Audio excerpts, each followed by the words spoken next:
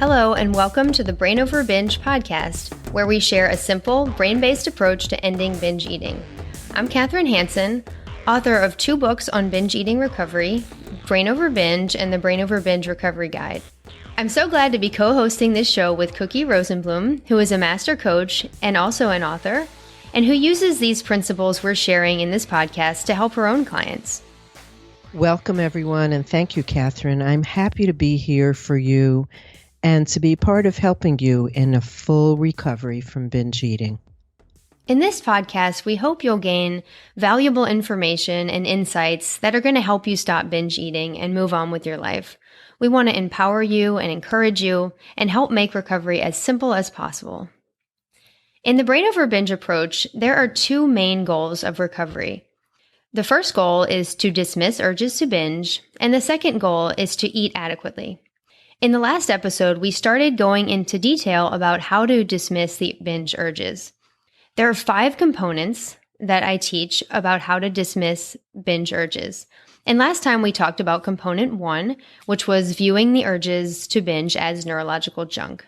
In this episode, we're going to move on to component 2, which is to separate the higher brain from the urges to binge. So let's go into a little detail about what this component means. At a really basic level, it's learning that your higher brain, is separate from your urges, which come from your lower brain. And because they're separate, and because your higher brain is essentially really in charge, you are fully capable of dismissing the urges. We want you to know that you are separate from the urges, and knowing that helps reduce the intensity. So you don't feel as controlled by the urge. You see it differently. Separating from those urges, it's a mental shift. It's not something that you have to actively do. It's something that you experience. And when you do, it makes the urges feel way less convincing. Now, it may come right away with insight and recognition, or it just may take time and practice. There's no one right way to do it. But when you see it, it feels very different. So to help you separate from the urges, it can be really helpful to recognize the difference between the urge voice that you hear in your head and your own true voice, your own voice that always wants what's best for you. And the difference is that the urge voice only calls for immediate pleasure, and it doesn't care about long-term consequences. You need to learn, and it's one of the things that we do, one of the exercises we do in our course, is learning how to be able to recognize the difference so you know right away that this is the urge from your lower brain, and there is no need to respond to it. That's right. And you, in your higher brain, have goals for yourself that are not compatible with the eating disorder. You want more from your life than to be trapped in a life of binge eating. If you're going to recover, you have to distance yourself from the voice that says you actually want to binge, because that voice is not you. The urges can feel intrusive, and they're really unwanted in your life. They aren't a signal of what you want now or what you want in the future. And as we've learned, the urges come from your lower brain, the more primitive, instinctual part of your brain. And that part of your brain is not concerned with your future or your goals, because that is simply not its job. The lower brain's job is to maintain your habits, to drive you toward behaviors it senses are necessary for your survival.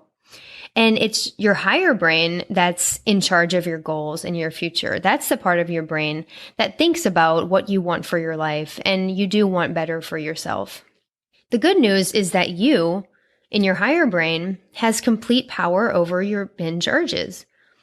It's only the higher brain that can control your voluntary muscle movements. So movements that you use to binge, like getting up and walking to the refrigerator or driving to a fast food restaurant. These muscles that you use to do these actions are only in control of your higher brain. All the lower brain can do is send impulses and encourage you to act. But when you feel these urges, know that you have complete power to choose not to act. When you know you're separate from the urges, it allows you to have access to the self-control functions in your higher brain. In other words, when you absolutely believe you have this power over the urges and that these urges can't control you, then it's much easier to choose not to act on them. It's really such a different perspective, Kathryn, the way that you look at it. We have found that it's helpful to separate from the urges by looking at your strengths. And it's really common in traditional therapy to look at your weaknesses, right? What's wrong with you? And to look at your personality and how there might be any factors in your personality of why you're getting the urges, or even to look at your childhood and your upbringing and see what might have contributed to the development of the urges. But we don't want you to do that. We want you to do the opposite. We want you to look at what's right about you so you could use your strengths to learn to dismiss the urges. Your urges are not a reflection of anything that's wrong with you. And look at your life, look at where you do well. Look at where you do use self-control. Where do you resist choices that you know are not helpful for you? Because the more you do that, and the more you focus on your strength, and the more you dismiss, the more you're using the prefrontal cortex, the higher brain, and the stronger it will get. So let's play on the strengths that you already have instead of looking at all the reasons why you might be doing this, none of which we believe are true. Yeah, that's so important. And if you look at it, separating your higher self, like Cookie said, the prefrontal cortex, which is the part of the brain that gives us that self-control function, you use this part of your brain a lot already. It's actually something, separating from your lower brain is something that we all do every day, kind of without even realizing it. If you think about it, you have impulses and desires every day, but so many of them you simply just don't pay attention to. You might have a thought to run a red light, but you don't give that thought any value because you've already decided that it's something you just don't do. So that's just one example, but I want you to really think about all these things in your life that you would never consider doing, even if you had a random thought telling you to do it.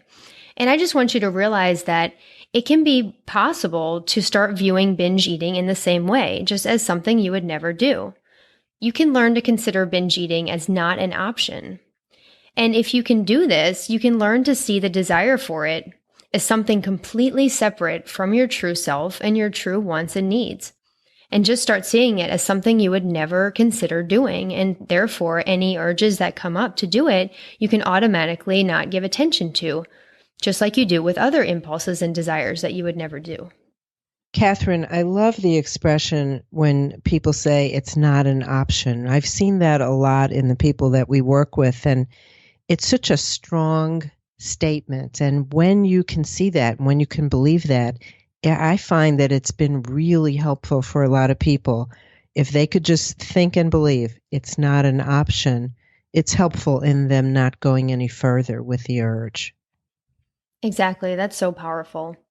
And when people learn about this second component of dismissing urges and the importance of separating the higher brain from the urges to binge, their reaction is sometimes something like this. They say, well, I understand intellectually that I'm separate from my urges, but sometimes I really feel like I want to binge. And to Cookie and me, this concern is not really surprising because the lower brain is conditioned to react as if binge eating is necessary for your survival. So in the moments of an urge, you are, of course, going to feel like you want to binge. That's the lower brain's job. But you can still make it not an option. You can still remain separate from that feeling of wanting.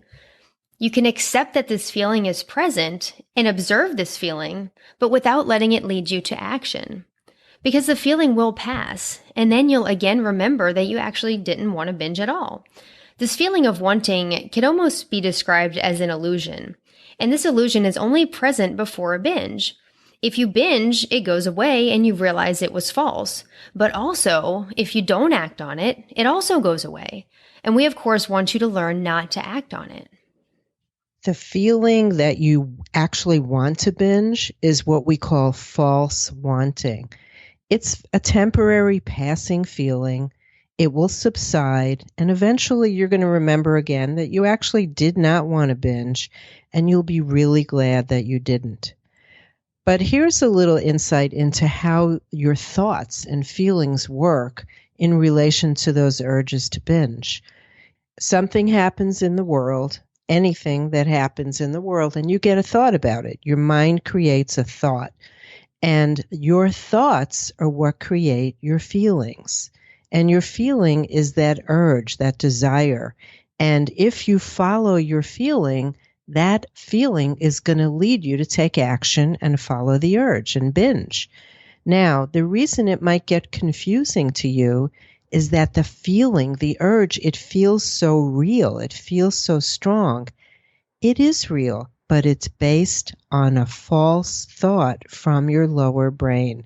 And that's what we mean by false wanting. The feeling of wanting to do it feels real, but it's based on a false thought. So right now, you may remember that you didn't actually want to binge after a binge, but your goal is to begin to recognize that false wanting beforehand, catch it, and realize that it's not actually your true desire before you take the first bite. You're going to be able to catch yourself sooner and sooner, and eventually you will be able to see it before you go into the urge and before you start eating. Yes, recognizing that false wanting prior to beginning a binge is key. There's also another aspect of feeling like you want to binge. Some people have the idea that life will be perfect after recovery. They think their weight will drop quickly, or their weight will be what they want it to be. Some people think that after they stop this habit, then right away, they're going to be able to eat in a way that feels natural and eat in a way that feels completely effortless. Or they think other changes will suddenly take place in their life, like their relationships will start to feel more peaceful, or they'll become more successful, or just that life will begin to feel relatively easy. Now, you'll certainly begin to notice benefits of being binge-free, even soon after you quit, and it's important to focus on those benefits. But it's also very important to know that stopping a destructive habit doesn't guarantee a rapid transformation. It doesn't guarantee that your life will be perfect. And it certainly doesn't guarantee that you'll be able to eat perfectly or that you'll suddenly be at the weight that you want. If you think that recovery will lead to such a rapid transformation in so many areas of your life, then when binge eating stops and that doesn't happen, or at least it doesn't happen as quickly as you would like it to, you may start to feel a sense of disappointment. And that disappointment can possibly trick you into thinking that maybe you do actually want to binge. But that's simply not true. And that's the benefit of separating your other problems from binge eating, because even if you have hundreds of other problems, none of those mean that you should go back to binging. None of those mean that you actually want to binge after all. Binge eating is not a solution to any of those problems. Even if life feels difficult after recovery, even if it feels more difficult than maybe you think it should, binge eating is only going to make it worse. It doesn't ever take pain away. As we've talked about, binging is not something that successfully helps you cope with anything. It only adds more pain.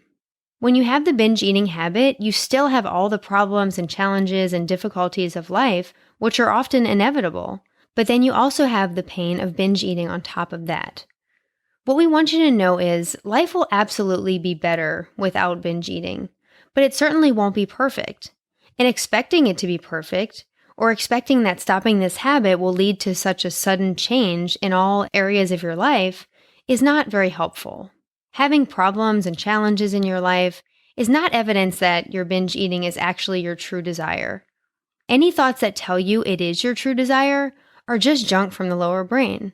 Your lower brain is just trying to maintain the habit that you've created, but you, in your higher brain, know that it's not truly what you want. We know, and we know that you know, or can at least imagine, that life is no doubt much better without binge eating, of course. But sometimes when you're just getting used to living without it, real life can feel a little overwhelming. And you may wonder, who are you without binge eating occupying so much of your waking moments. And it becomes a way that you identify yourself.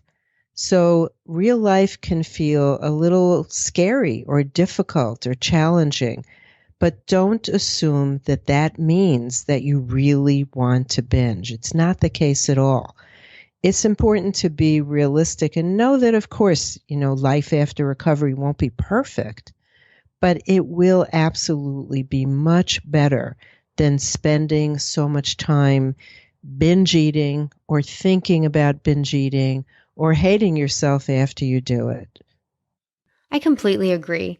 There might be a period of adjustment for you after binge eating stops, but please know that this will pass and life will be so much easier to manage without this destructive habit. That concludes today's episode on separating the higher brain from the urges to binge, which is component 2 of dismissing urges. Next time, we'll be continuing to teach you to dismiss these urges by talking about component 3, and we hope you'll be here for that discussion. We also want to encourage you, if what we're talking about here in this podcast resonates with you, you can go to the show notes to see how you can learn more. You can get a copy of my free ebook, The Brain Over Binge Basics, and Cookie's free ebook as well, by clicking on the links in the show notes. Remember, we're here for you, and if anyone else can do this, you can too. And we hope you'll join us again, and for now, this is Kathryn and Cookie, reminding you that you have the power to rewire your brain and live a binge-free life. The Brain Over Binge podcast is produced and recorded by Brain Over Binge Recovery Coaching, LLC. All work is copyrighted by Brain Over Binge Recovery Coaching, LLC, and all rights are reserved. As a disclaimer, the hosts of the Brain Over Binge podcast are not professional counselors or licensed healthcare providers, and this podcast is not a substitute for medical advice or any form of professional therapy.